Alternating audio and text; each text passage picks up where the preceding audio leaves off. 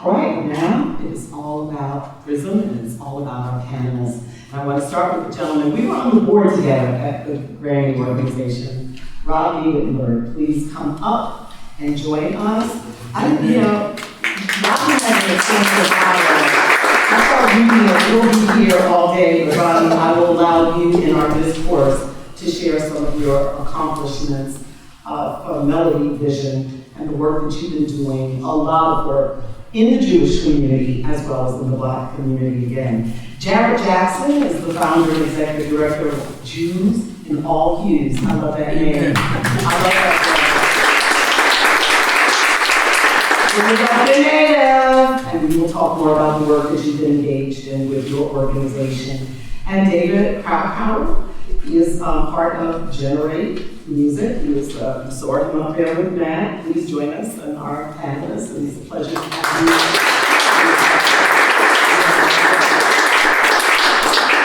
I love your bio saying, from the sound of Armstrong's or Dizzy or Miles' trumpet or Coltrane or Bechet or Bird. That's what you are sharing with us musically. We welcome you, David. It's an honor to have you. All right, so I think that, David, we should start with you. Tell us about the formation of PRISM, and let's talk about Generate Music. When did you and Matt start this conversation? And share with us its birth. Okay, well, thank you, first of all, to everyone involved in this amazing project. This is such an honor for me to be part of it. I'm a guest with PRISM is a saxophone quartet. I play the clarinet, so we're cousins. I started off as a classical musician, but also playing jazz. When I was 11 years old, I heard a recording of Sidney Bechet. And my mom was a classical violinist, and so I was growing up with that, and that was mom's music. And I did adopt that. But when I heard Bechet, I said, this man is talking to me. This man is communicating. Yeah. And that put the bug of music into me. So I went to the high school of music and art and was playing with a composer pianist named Anthony Coleman. And we had articles written about us, called us the Teenage Jazz Giants. When we were doing jazz repertoire from Johnny Roll Morton to Thelonious Monk, I had the great privilege to hear some of the great jazz masters in the early 70s when I was in high school, from Earl Father Hines to Monk to Mingus. I could go on, but these were these formative years for me, and this deep connection for me of the Black music. But when I was about 20 years old, I had a crisis of confidence, and I thought to myself, I can never, the ideal in jazz and creating music is to really be an original, to have my own original voice. And I didn't think I could do it. So I focused on classical music for about 10 years. I freelanced in New York. But then I discovered the music of my cultural heritage, Eastern European Jewish klezmer. And that became the way that I could get into playing creative music. Klezmer music, suddenly I saw the connections between this great love of jazz, of improvised music, Black music, James Brown, and I said, my goodness, this is the cry of the cantor is the cry of James Brown. It's the same thing. And so, and it's the cry of Sidney Bechet's soprano saxophone, or Coltrane, or Coleman Hawkins, my heroes, my incredible heroes to this day. And I said, I think I can put this together. I think I can get deeper into my cultural heritage and find a way in. And so that's what I started doing. I started playing with a band called the Klezmatics. We toured all around Europe. Was getting into that. Then in the mid-90s, I went out on my own, became a band leader, started creating. I teamed up with a young producer, multi-instrumentalist named So-Called.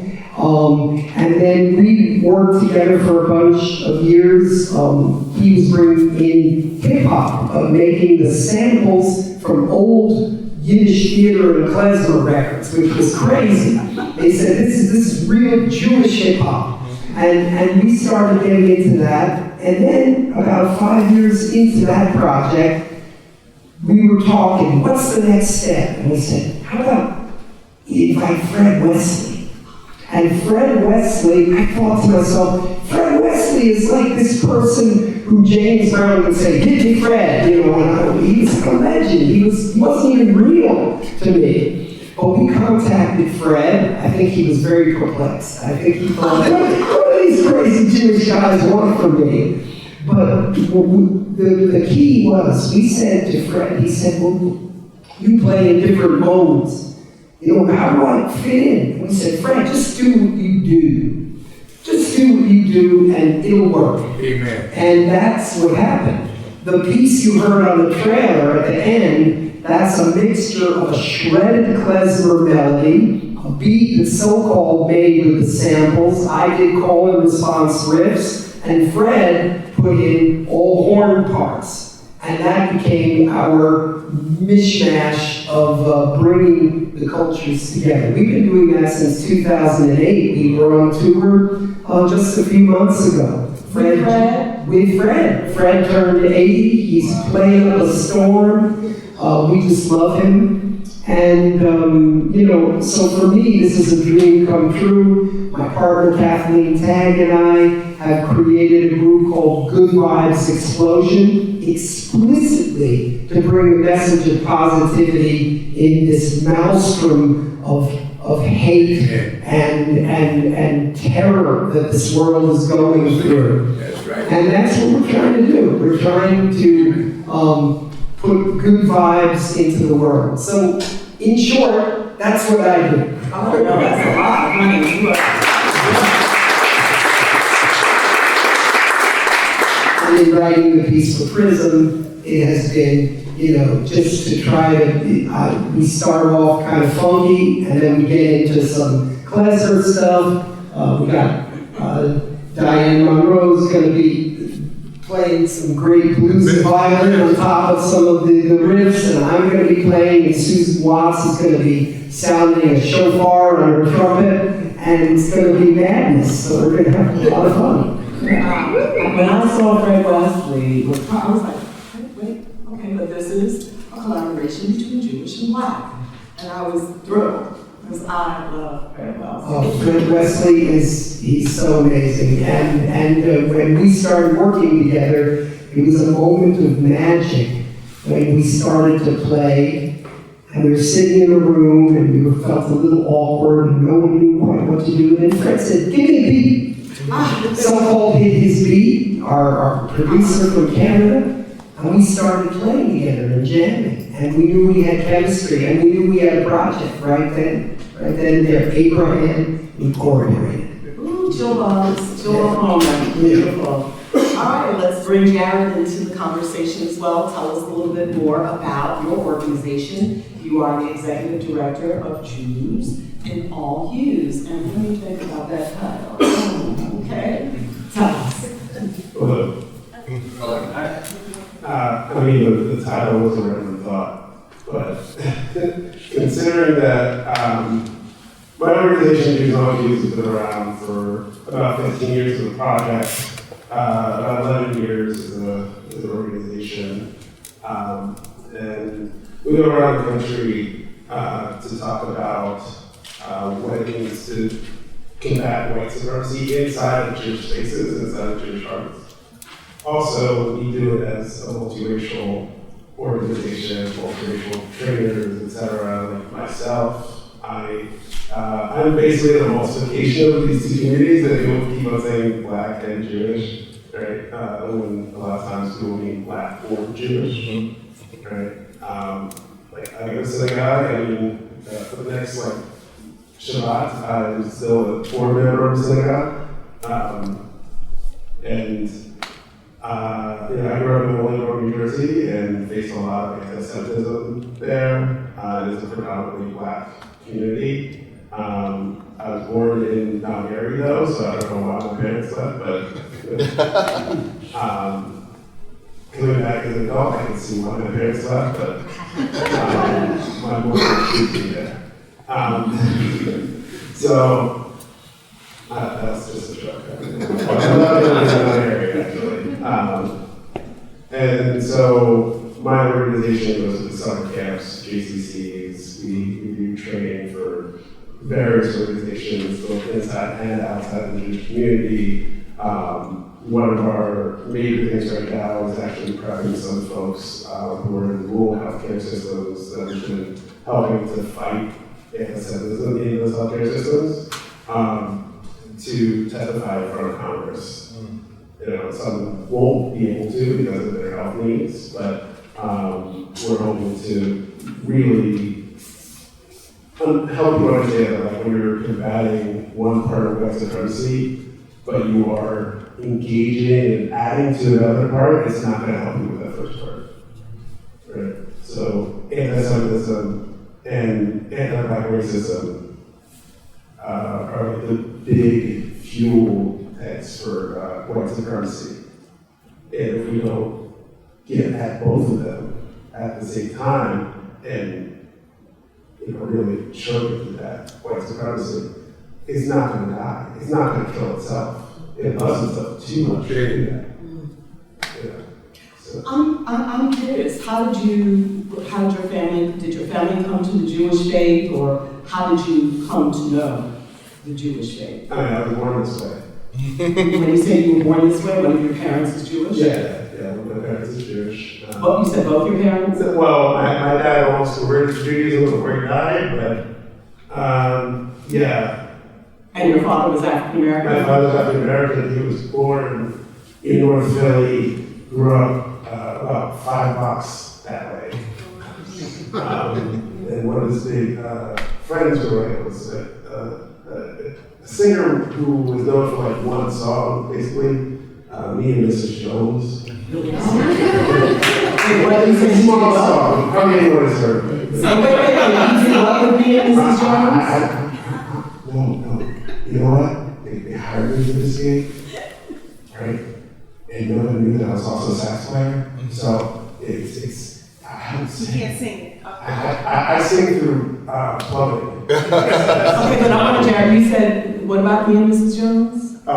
Billy Paul was my dad's best friend growing up. Oh, okay, because I was going to say that song was written by my ex-husband and his partner. And began very young house. Yeah. Right, okay. Just my mom's like a Long Island Jew. So wait, hold up. What's a Long Island Jew? I know about a Long Island to drink, but what's a Long Island Jew? Okay. There used to be a uniform for this in the 1980s. All right, it was like blonde hair, blue eyeshadow, red nails, right? I don't know if red nails was because my mom was a nurse, and she just didn't want this, but I don't know. Yeah. Okay. My mom grew up on Long Island, grew up in Leathertown, around the corner from Billy Joel. Just some weird stuff. People meet at a bar and then things happen, like dates. Okay, I just want to get a little context. Rodney, let's get you in this conversation because, as I mentioned, you are a video production company that serves as a platform for wide-ranging skills. You're a songwriter, you're a producer, but you've also collaborated with a lot of Jewish people during the course of your career. When you got the email or the call, the invitation to this discussion, your reaction, and share with us some of your experiences collaborating with other Jewish artists as a Black man. Your story. Well, I think I probably should start a little bit at the beginning of the story for me. I was born in the early 60s in West Philly, and my parents who are both African American, were assimilating, which is not something that gets talked a lot about in the Black community. My dad were really poor in South Philly, and my mom was from the Deep South, and family Luther DeRiser. Those were my parents.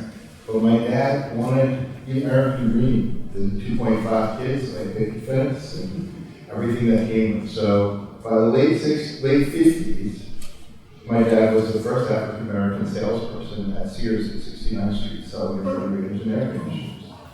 And if you know anything about that community at that time, it's half black and half Jewish. My last name is Whittenberg, and that is my last name. Yeah, I'm not Jewish. But my dad changed the spelling from the U to an E, and changed his first name from Luther DeRiser to Lou. So Luther DeRiser and Faye Moline became Lou and Faye Whittenberg. And because of that, he had tons of sales, but he also was very interested in the Jewish community. At a very early age, he would take him to Jewish delis with him, and we'd go and do the open overlook in different communities. And he was always exposing me to other cultures, other than African American. And so from a very early age, I started having friends who were just different than me, and I was just really curious in everything in the world. And that guided me through my whole life. Once we moved out to Yale, there was a kid who lived next door to me. I didn't know that he was Jewish, but he became my best friend. We started our first band together. We were friends to this age. He lives in Australia. Different types of people played important roles in my life throughout, but there was something about this connection between Jewish people that I couldn't explain. There just seemed to be this kinship, this relationship that was there. So jump ahead to a few years ago, I was working on a film. I was brought in to be the composer on a film called Codename Island, which is airing on PBS right now. It premiered back, ironically, premiered 2 days before what happened in Israel. And it's about the birth of Israel. It's about an underground bullet factory in kibbutz. During the British occupation, Jews were not have bullets, but they had guns. And when the British left, the only reason that they were able to keep Israel there was because of this underground bullet factory. So that was the documentary I worked on. The producers of that doc were talking, and they said, wouldn't it be cool? Well, originally they wanted to do something about a basketball player who actually took a group of African-American kids to a concentration camp in Poland. And I forget the basketball player's name, so I apologize. But that turned into, wow, what if we actually looked at the whole relationship? And so they asked me to come in as a consultant, and I turned into meeting the director, and that's it's Laurel Productions is the name of the film. It's Laurel Fairworth and Ellen Barkan, and for those who don't know, Ellen Barkan is Michael Barkan's sports wife. And so they're the two producers, and when they brought me on as director, I said, I know the perfect person to help me do this, and brought in my good friend Alan Slusky, who was responsible for Standing in the Shadows of Motown. And so he is one of the producers as well, and a writer on the film. And we've been going around doing interviews for the past 3 years with everyone from Michael Feinstein to Taj Mahal, from Cornell West, who I have a clip of that I'll show you, to to Bernard Kirby, who was just amazing that we just got to hang out with him last week and get some great stories about this relationship. And the thing about this relationship that is so powerful is that we don't even think about from time to time. It is the creation of American music. Without this relationship, black music wouldn't have existed. No one's saying that Jews created black music. But without the combination of the two together, it would not be the force that it is in the world. American music is black music. All right. There's and it is the music that dominates the world. Amen. It is so powerful and it is so amazing. But without that early relationship,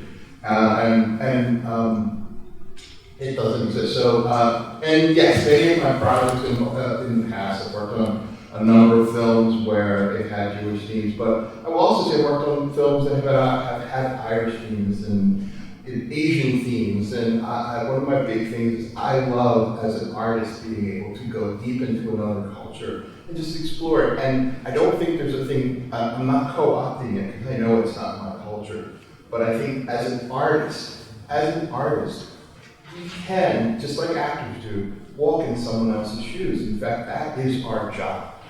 You know, to go, what is it like to be that person? I can't be that person, but what is that like? What is it like to be a Native American in Delaware right now? What is it like? And I think one of the key things about that that's really important to know, in fact, is I remember being at an Omega conference, and Maya Angelou was speaking, and it was a esteemed panel of people, and they were all from different ethnic backgrounds. But the thing that struck me is, when everyone spoke, they spoke about their oppression and what was wrong with the challenges they were having, and no one talked about how we should stand up for the other. And it really blew my mind. I was like, well, why is that? Why can't I stand here and say, as a African-American man, I don't think anti-Semitism is right, and I don't stand up and fight for that. I don't think it's right for people to put down the LGBT community, even though I'm a straight cisgender man. Why is that so challenging? But that's what that has been my goal, and sort of what I want to do with the work that I do.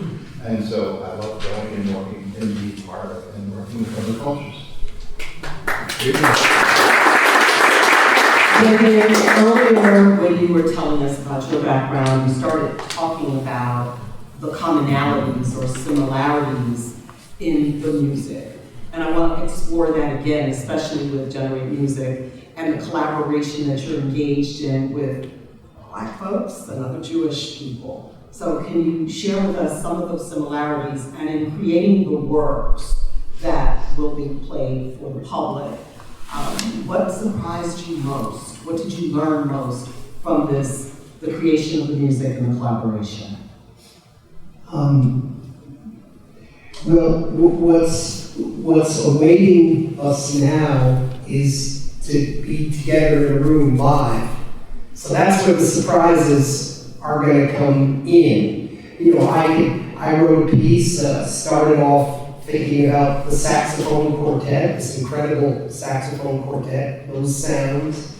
And then I started thinking about the journey that I've been on with you know, the melding, finding a musical home in the music of my cultural heritage, but embracing those incredible roots of Black music that have carried me, held me up, and supported me over many, many years. And so that's the part that, you know, I have in my head. I wrote it down, I said, okay, there's going to be this place, this solo, this moment, but where the surprises are going to come is when we get the people in the room together and we start making music, we start exchanging ideas, we start living and breathing together. But I think as I mentioned, you know, what struck me is the commonality.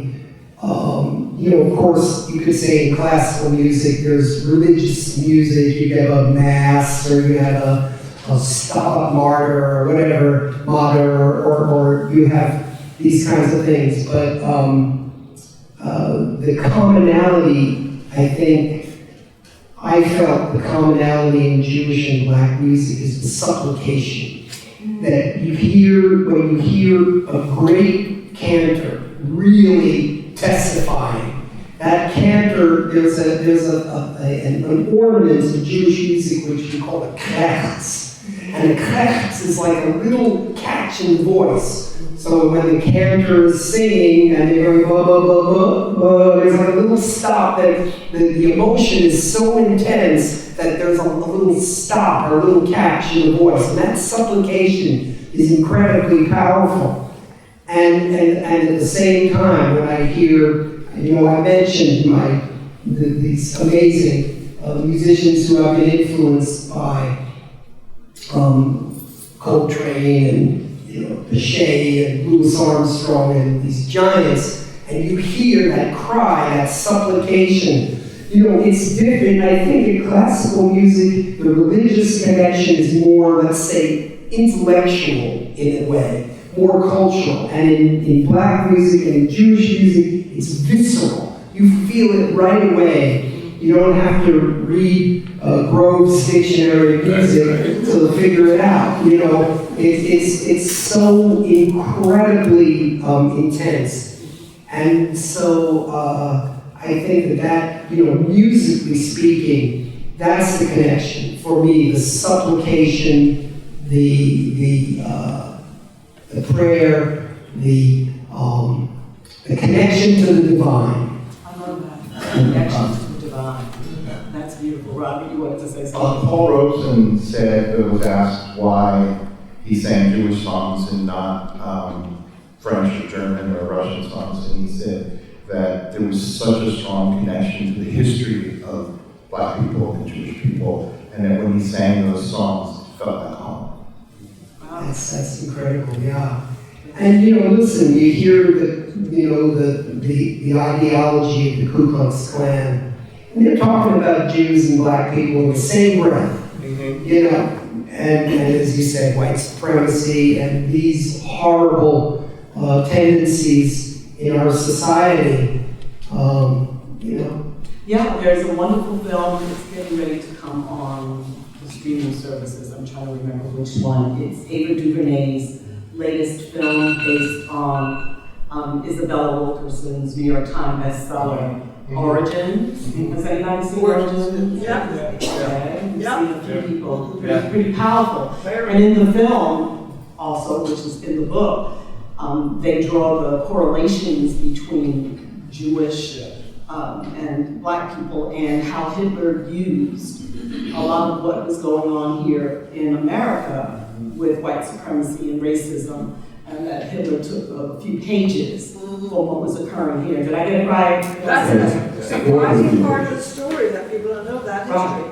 They actually studied American white supremacy. Exactly. And she actually in Origin pulls in also the caste system in India. The caste There's system in this India as well. commonality Yeah. on all of them to elevate someone. We're a little bit better than you. How about that? Really the film. I would encourage you, if you've not seen it, to please check it out, because what we're discussing right now, she covers in the film. You're right. She also deals with the caste system in India. So, Jared, let me ask you. Oh no, I'm sorry, Rodney. You wanted to say something. okay. You wanted to follow up on.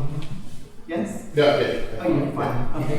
So, Jared, being a black man who is Jewish as well and has grown up with Jewish culture, how do you identify to what David just said in terms of the cantor and the similarities and the spirituality of Jewish music and black music? Do you relate to it? Do you understand it? Do you feel it? Yeah, of course I feel it. It was great in my upbringing. My mom is the same person who introduced me to not only klezmer and other forms of Jewish music, Mizrahi music, etc. But also introduced me to Motown, and introduced me to Gamble and introduced me to Coltrane and Thelonious Monk and all that. So for me, it's one and the same, because it's also even though the music comes out of histories of pain, those are my histories. Right? Those are my people. Right? I'm not going to separate the two because I'm trying to separate myself. Right. And so it's when I hear somebody really going for it, in a jam session, because they just had a horrible day, I don't care what they play. I just want to listen. But also, my wife Rebecca also does cantor work. She went to school for cantor studies, and so even as I left for this, she was rehearsing for Friday night services, and hearing all the outpour of emotion from her is every time she services, it's very much the same thing. Also, my wife, like her father's from Colombia, so she like has a different constellation than I do. So you got like a little United Nations thing happening in your life, right? That's what it sounds like to me. Sure, United It's Nations. not a bad thing. It's a great thing. I don't know. Well, yeah, they are doing United Nations too, right? So that's good. It's a good thing. I want to go back, David, and ask you about the aggregation of musicians to do generate music. And I'm particularly interested in the usage of our beloved poet, I want to call her Ursula Rucker, poet laureate here in Philadelphia. And you know, I love this quote from Helen Haynes.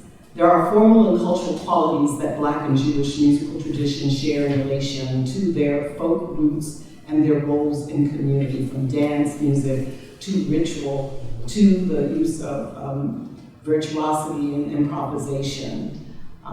Tell me how that fit into the composition, and again, Ursula Rucker. How did you bring her to the project, or was that Matt? Oh, it was Well, that would be a matter of Helen, who could speak to that about Ursula. You know, I knew that Ursula was doing a lot of pieces on the program. I personally thought I would just write an instrumental piece because the idea behind my piece actually was that I thought about Philadelphia, and I thought about Dizzy Gillespie living in Philadelphia. And at the same time, there was a young Jewish drummer named Stan Levy. And Stan Levy actually turned out to be one of the great bebop drummers and was embraced by Dizzy Gillespie as a brother. And then John Coltrane was also in Philadelphia around the same time. So I thought of these three giants together, and I call my piece The Forgotten Common Ancestor, because I think that the common ancestor for me, metaphorically, was that cry, was that supplication. And I think that people forget that they have so much in common. And so that was my idea, to remember again the common ancestor of our shared humanity. You know, we desperately need that now. And so that was my idea, and I just thought that the music, you know, when I thought, I love what Ursula does, but I couldn't find a place for her in my piece. Just I thought the music would just be by itself, instrumental music. But I don't know if Helen, do you want to chat about Ursula? Helen Haynes.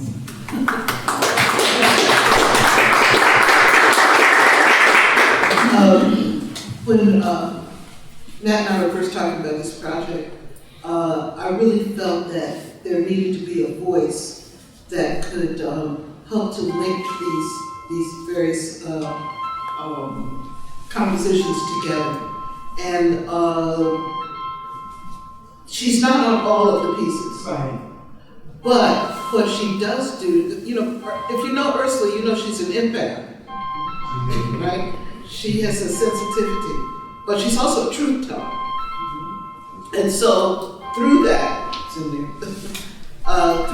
she's able to interpret the work. She's working on Diane's piece, she's working on Yotam's piece, and two other Fred Bessemer's piece. Wow. So she's on 4? Yeah, she's on 4 of the compositions, you know, in the piece. And I also thought of the piece as an arc.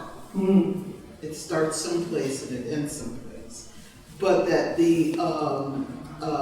there needed to be a linkage somehow, you know, somebody that was going to give voice to some of the emotions, some of the history, some of the context, you know, for these pieces. And I believe that that's what she did, and that's what she's going to be doing. And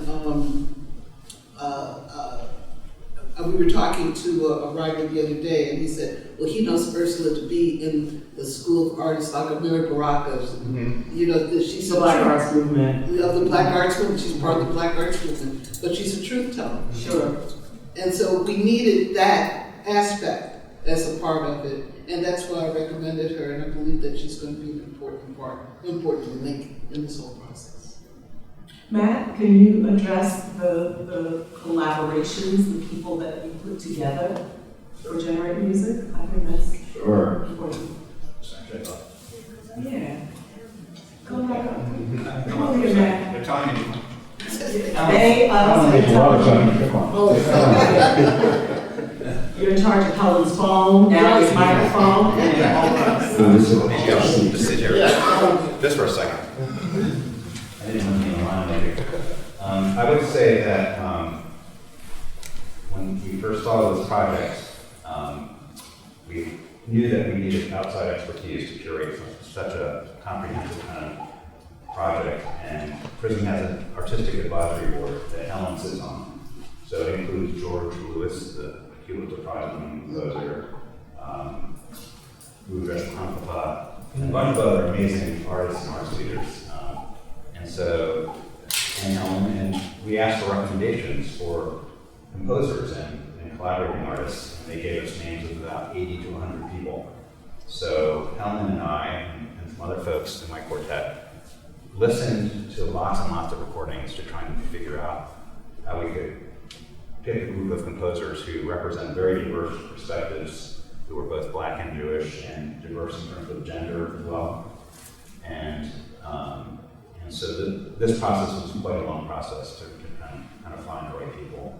And so we just started inviting them. You know, we had our A list, and everyone said yes. So we're including David Krakauer. So that was the process, just really thoughtfully listening and understanding these voices, and everyone pitching in ideas. And so the curatorial process was really collaborative. So I'll leave it there. Can you play the clarinet like David? I was like, can you play the clarinet like David? I know you're a saxophone. No, I don't play that. A joke. Well, I can't play the You can't play saxophone like that.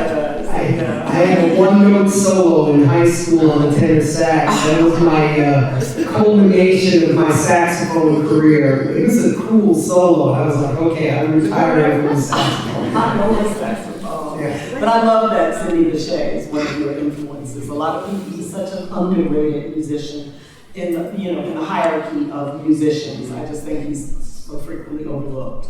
I do too. I'm a Cindy Bechet freak. Yeah, I can see. So Rodney, this, the merger and the relationship between Jewish people and Black people, as you were describing just your upbringing and your best friend who's now in Australia, what do you define the commonalities as we're talking about music, bridging gaps and bringing people closer together to an overstanding and that feeling that one gets when you hear exquisite music. I want to hear from you a little bit more about what you feel are the commonalities and some of the big differences that keep us apart. I think from doing all the interviews that we've done for the film, we asked that question: is this even a story? Like this relationship between Blacks and Jews and music. And I think the commonality, one is, which everybody points to, is the common history of suffering, which you also spoke to. There's this, and what Paul Roach's quote is this common sense of always being the outside of where we are in the world. And I was posing this question to a number of people. It's also this desire of looking forward. There's like, maybe it's because of being oppressed, there's always, well, tomorrow will be better, but there's always this way of innovating and looking to the next thing. There's this great scene in the movie Bird, which one of the things we use in the film is we use clips from pop culture. And there's a great scene in the movie Bird where Bird is playing at a wedding, a Jewish wedding, and he's playing a traditional Jewish song for the wedding, and then he starts blowing bebop riffs in the middle, and you see this guy come out who's dressed in his Hasidic outfit, and he starts smiling, he starts pointing at Bird, and he gets this big grin because he recognizes that, oh, you're taking this thing and taking it somewhere new, and I recognize that that is brilliant, and that is awesome. And that was part of what was going on in the early part of the 20th century. In the movie that I'm working on, we start in the 1890s, and the first real relationship that we look at is Scott Joplin with his music teacher. And even in that, his music teacher, and forgive me because I'm really bad at remembering names as I've gotten older, but his music teacher is a Polish immigrant and starts teaching Scott Joplin classical music when he's young, and they have a lifelong relationship, lifelong friendship, but he is the reason why Scott Joplin, his music is a step above. Now that doesn't take anything from Scott Joplin, he is also, he's brilliant, amazing. There's an argument about whether he's really the first African-American composer. There's a couple of people that exist in the 1800s who are African-American, who are also doing more classically oriented, what you might call music, but Scott Joplin is the one we recognize. And the ironic thing is the person who brings him back, because he was basically gone, nobody was thinking of his music, but the person who brings him back is also Jewish and studied his music and made those albums for the Smithsonian in the early 70s. And that's what brought Scott Joplin back. That was Joshua Rifkin. Yeah, Joshua Rifkin, who we also interviewed, so I feel really bad because it's been an afternoon with him. But I think I said, I can't remember all his things. It's all good, Rodney. You can't But, just be brilliant all the time. Remember everything at the time. But I think that it's that there's a combination of that and then this connection to the source, you know, like it's soul music. And it doesn't really matter what the notes are, it's that both groups are connected to the source. And we as humans call the source whatever, it's called God, Mother Earth, whatever. It's all, when you're connected to it, you know. When we interviewed Cordell once, he said the most amazing thing is that musicians are the vanguard of the species because they're always looking to make the world a better place. Wow. And I think that's what happens when you get these two groups together and we're playing music. When can we expect the completion? Well, hopefully, beginning of next year. We're still doing some interviews and started actually editing the film together, but every time we get a chapter of the film done, we realize someone else is still alive or we found someone. Alan and I were just working on a segment of the film that we are calling, we're titling all the chapters with ION, so there's Jewification, Blackification, and segregation. So we were working on a chapter, we got to the end where we were looking at Nina Simone's did some Hebrew songs in the late 60s, and we found out that her guitarist is still alive. Al, who was her lifelong best friend, Al Schlagman. And so we're about to interview this Tuesday. Beautiful. So, if you look, microfilm, generate music, okay? Here is the actual coming together musically. I think, Mark, Matt, can you take some questions now? Sure. We're at a point where we would love to have you enter into this conversation and ask questions or make comments to our panelists. So please raise your hand, tell us, wow, quick, okay, here we go. I'll come to you in a moment. Yes, ma'am, tell us your name, and you know what? I'm going to bring the microphone out. I'll do it. I'm going to do my Oprah. This might be my only chance to do my Oprah. Okay, so I'm Nancy Jamie. I just basically wanted to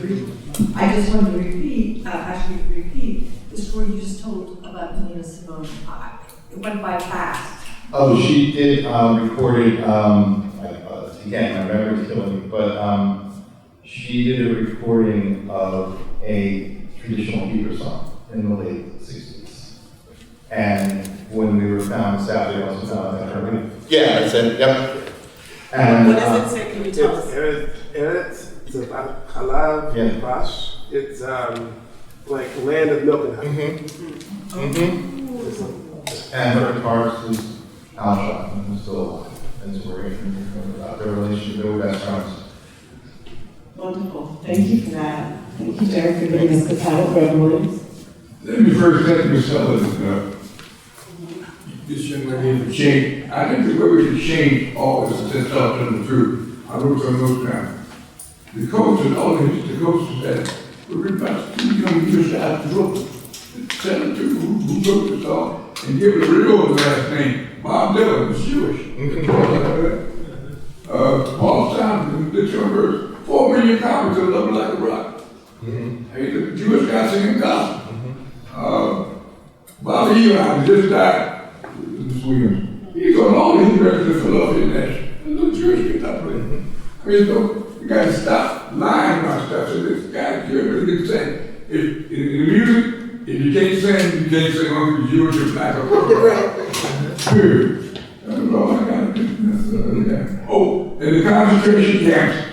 The first people to get to the Jews in the concentration camps were black soldiers. Yeah. 2 days away, and we're going to be Bechet. I'm through. Jerry, you want to say something? Wow. You had the mic right up, so I was like, must be a comment.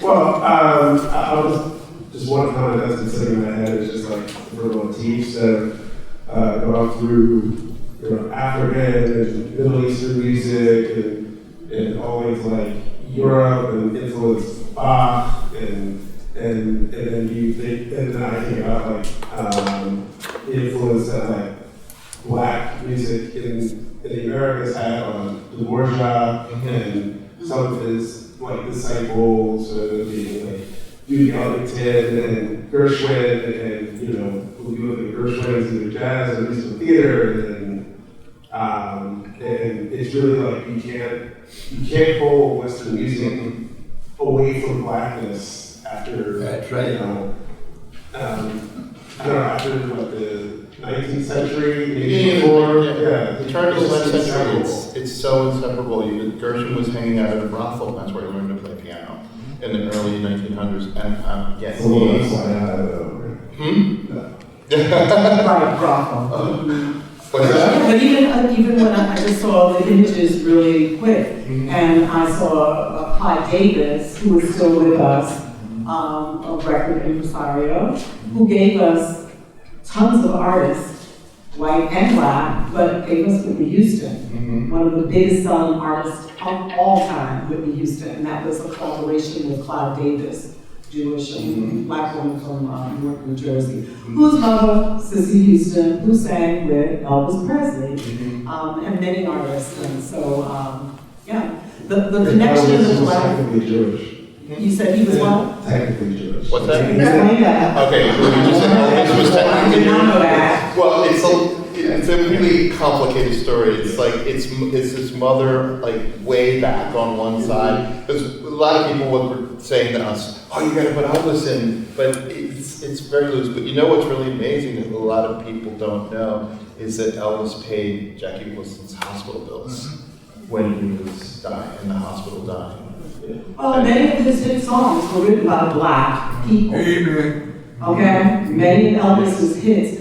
And the tragedy in that situation, which consistently exists in the music industry, is if you're white, you're going to make more money, whether you're Jewish, whatever. You're white, you're making more money, and black people do not get compensated the same way. And in the industry that I work in, still the music industry, typically a lot of the heads of the labels are Jewish. So when we talk about the collaboration between black artists, black people in music, in the music business, it's a relationship just like we saw with Clyde Davis and Whitney Houston that I just referenced. And it's a very... But I didn't know the Elvis story, Jared. I have to do a little more digging back. I never knew that, I never heard that.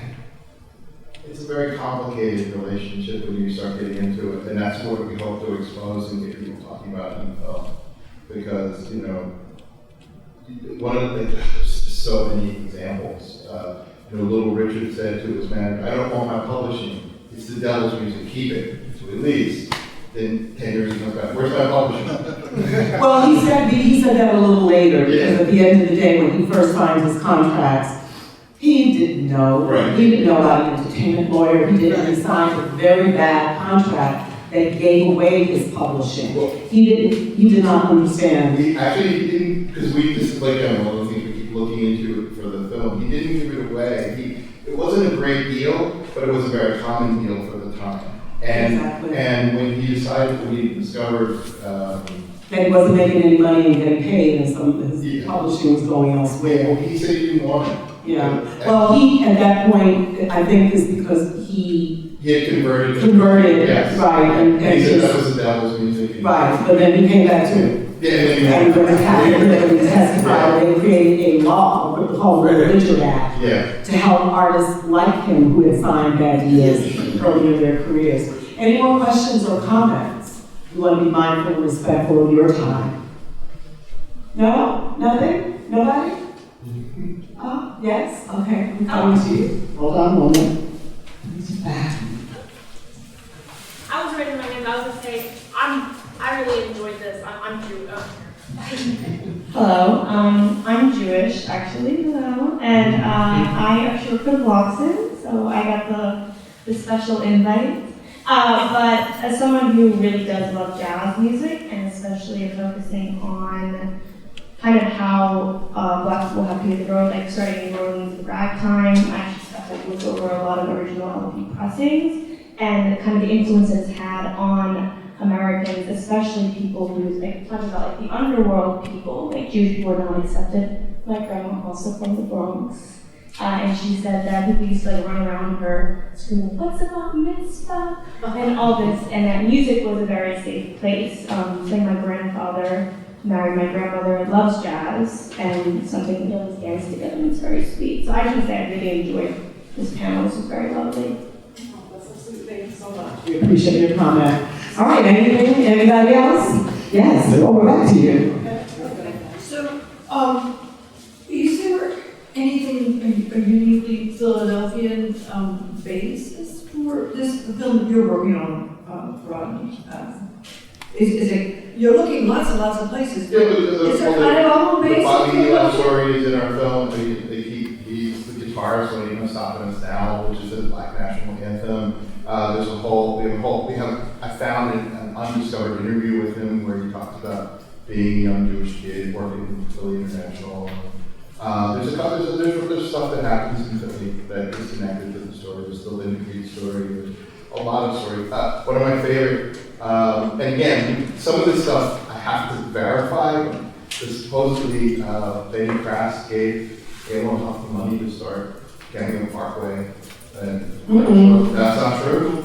That is the rumor. That is what I read. You said rumor. That's the operative word. David Krakauer did give Gamble money and was very involved in the beginning, but it was not Cameo Parkway. It was Philadelphia International. Gamble Records. Okay. Cameo Parkway was the play before, but that part of the story is accurate. So there's a Black-Jewish relationship that happened. Big time Black-Jewish relationship, and Gamble would own that. And as you referred to Bobby Eli, incredible guitarist. He wrote a Won't Let Me Wait with Vinnie Barrett, wrote quite a few great classic songs. He was a member of MFSB, which is Mother, Father, Sister, Brother. So with that, we want to can we clap it up for our panelists?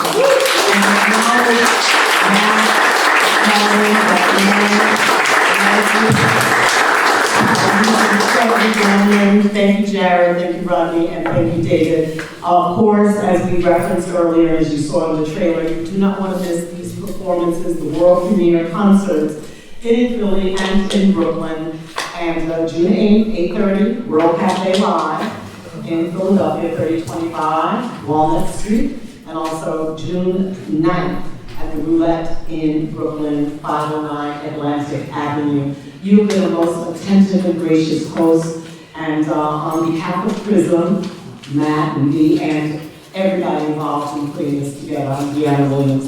Blessings to you and yours. Stay healthy and continue to thrive.